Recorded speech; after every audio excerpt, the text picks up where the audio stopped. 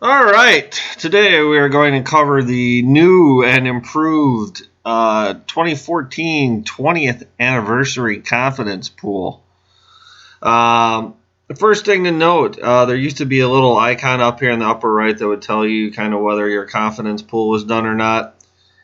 I know talking with a couple of owners, they were concerned that sometimes that might not be enough of a notice and they would forget to do the confidence pool. There's an email reminder that comes out the day before if you haven't done it. And also what I've done to hopefully alleviate some of the issues is this section right here now. So on Tuesday, you're going to have this blinking green little section right above where you set your lineup. So it should be fairly obvious to pretty much any owner. On Wednesday, this is going to turn yellow, and then Thursday, this will be red, letting you know, hey, confidence pool needs to be done. So flashing lights it is. So we can either get to the confidence pool by just clicking on the words confidence pool right here, or we can go to My SFFL and get to it that way also. So I'll click here, and this is going to take us to the new form. The top section you'll recognize, just like years past, you pick the winners of the other 4 SFFL matchups, assign a number 1 through a confidence value 1 through 4, and optionally you can decide to add a game breaker which will add 4 points to your pick. So in this case, if I got this right, the Tom versus Mickey, it would be worth 8 total points to me. You have 4 game breakers to use per year. So that is what we've done in the past. The 2 new sections, first one appears here. This is the NFL confidence selection. This is similar to kind of an eliminator pool for any of you that have done that. What you can do is you can select 2 teams per week who you think are going to win.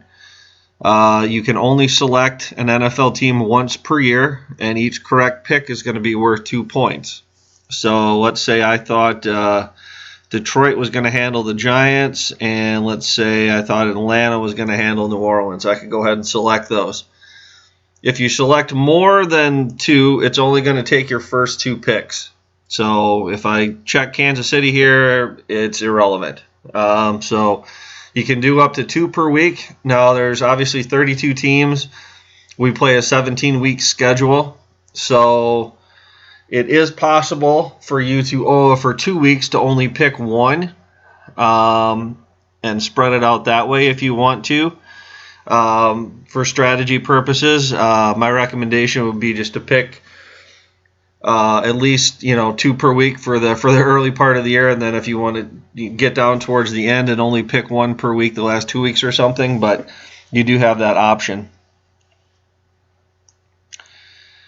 And then I should also mention, once you pick these 2, so once I pick, say, Atlanta and Detroit, those teams will be dead the rest of the way, so when you come in here in week 2, those are going to be grayed out and not available for selection. So very similar to an eliminator pool. And then this is the weekly fantasy 3-pack. The first person in each week to the confidence pool is going to kick off a random selection of 3 categories. There's 11 available categories. The computer will automatically pick 3 and set those, and then give you a list of 5 players for each category. So week 1 this year, the options are most defensive week 1 fantasy points, most team quarterback fantasy points, and most wide receiver receiving yards. Ignore these numbers after the title right here; those will go away. So what you do is you select 1 player from each category, and each correct pick is going to be worth 2 points.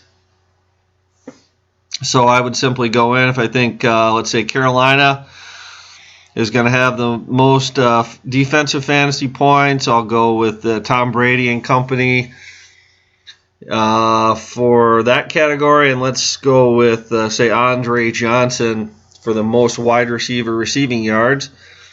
And then you simply submit. and that is going to bring you back to the home page.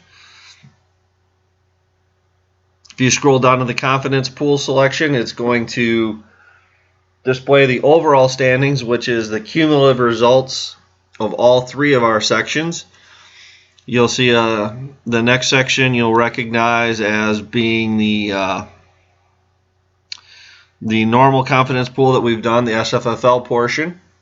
So that should be nothing new. It will be completely unchanged.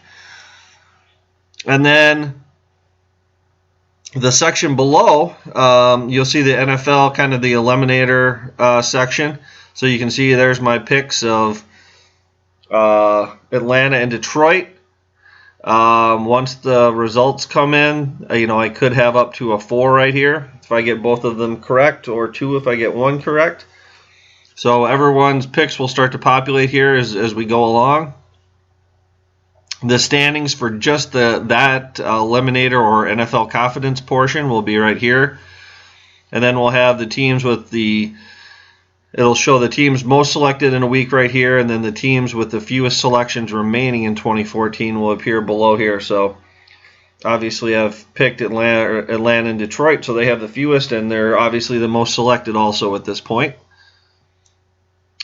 And then for our fantasy 3-pack, once again, pretty simple.